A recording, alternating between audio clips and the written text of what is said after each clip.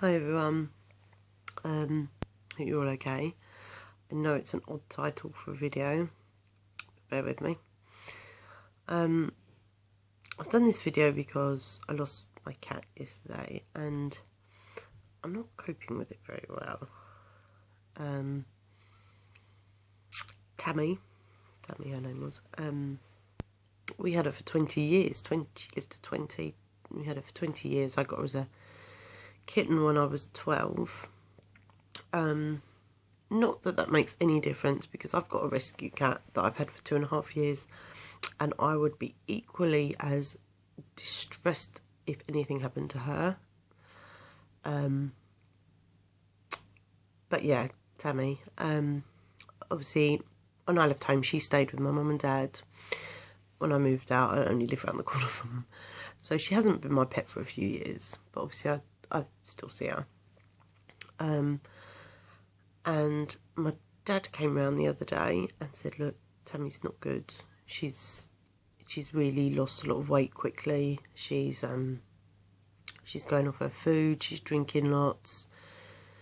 And he's made an appointment for Wednesday at the vet's. And we knew. She's 20 years old. We're not going to put her through treatment. We knew that she was going to be put to sleep. So I said to him, well, you know, I haven't lived with her for a few years. I'll go in with her because it'll be a lot easier for me than it will be for you. So we went to the vets. They checked her over and said that she had renal failure. And we decided to put her to sleep. So I stayed with her while she was put to sleep. I was crying, I was hugging her, I was kissing her, as we all do, as she was put to sleep. And then I think the saddest part was walking out with the empty cat carrier. That was sad, going home with an empty cat carrier. So that's quite a traumatic thing to happen. They're part of your family and you watched that happen. And we left the vets, and a couple of hours later I was meant to be meeting my friend for lunch. But I phoned her up and I said, look, I can't come out for lunch, my cat's died. And I know she was annoyed. And I understand her being annoyed. And she was saying, well, still come for lunch, you know, we'll cheer you up. But I didn't. I just said, I just can't. I felt that Tammy deserved me to grieve and go home and cry, not to go out enjoying myself. So I did that. I spent the day yesterday crying, thinking over and over again of her last moments, thinking over and over again of little things like the time I went to the shop and she followed me and I had to carry her all the way home in case she got lost, thinking about the little things she did.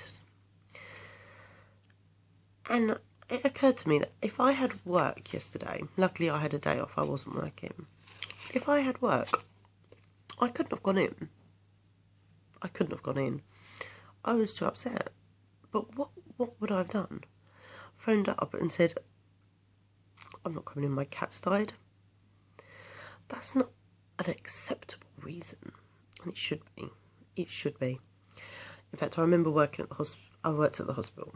And about 5 years ago, our boss came down to us and said, so-and-so's not coming in because her cat got run over this morning and died. And we were sympathetic, obviously. You know, we're going to be sympathetic. But all of us were saying, so she's not coming in because her cat's died. So we've got to do overtime. We've got to do all the extra work because her cat's died. Me as well. We all thought it. Now, I completely understand. You shouldn't have to go to work. In fact, it should be classed as a family bereavement because they're part of your family. If you phoned up and said, I won't be coming in, I've had a family bereavement, nobody questions it. If you phone up and say, I'm not coming in because my cat's died, no, you can't do that. So, I got thinking about that. And I was on the internet and I saw that quite a lot of people feel the same as me. You've lost a member of your family, and it's traumatic and it's sad.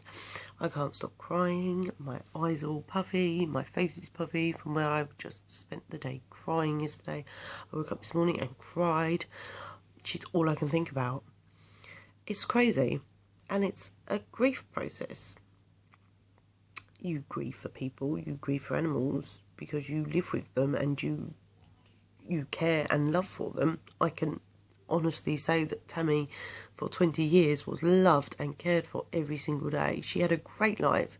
She had a great neighbour to roam. She could come in and out as she'd please. She had a great life, and that should be something to be happy about. And the fact that she lived to the age of 20 is amazing. So all these things we should be happy about, and I know I will be. I'm just going to take a few days to be sad about my cat. And my friends will just have to understand that I'm sad about my cat. And I don't want to do anything, I just want to be sad. I am going back to work today. Not going back, I had the day off yesterday, but I'm back to work today. And I'm going to go. If it had been yesterday, I wouldn't have gone, and I wouldn't have cared what anybody said. I wouldn't have cared. I don't care. I'm going today, and I think that's a good thing. Take my mind off it. So I just wanted to make this video and say to you, if anybody else, which I'm assuming that if you've got this far in the video, you're going to be feeling the same as me, or have done in the past. You've lost a pet, that means the world to you, but it's not socially recognised. It's just not, you say your cat's died. Some people even laugh. So if you're watching this and you feel the same, you're not on your own, and you take that day off work. Take it. Don't worry about what anyone says. Don't worry. You sit and you cry it all out. And don't go out with your friends if you don't want to go, don't go. Your cat's died. Take it or leave it. Anyway, I don't know what to say now. But yeah, if you are going through it, I'm really sorry. It's horrible. It's horrible. But yeah, I'll see you soon. Thanks for watching. Bye.